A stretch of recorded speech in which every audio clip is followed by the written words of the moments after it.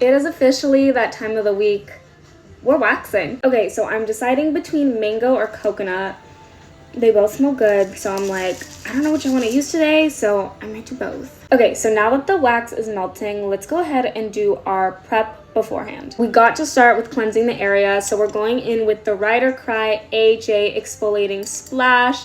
So I'm just gonna put this on a little pad, and then we'll wipe down our underarms. Okay, and since I tend to sweat and get very oily and nervous before waxing, I'm gonna go in with a Whale of a Time talc-free priming powder.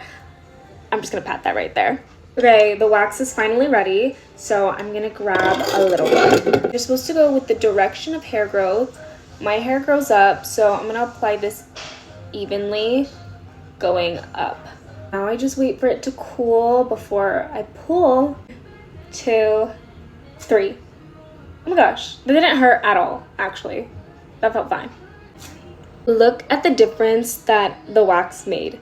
That is clear. I want to soothe my underarms now, so I'm going in with the Just Cool It Calming Mango Gel, just right underneath where I waxed.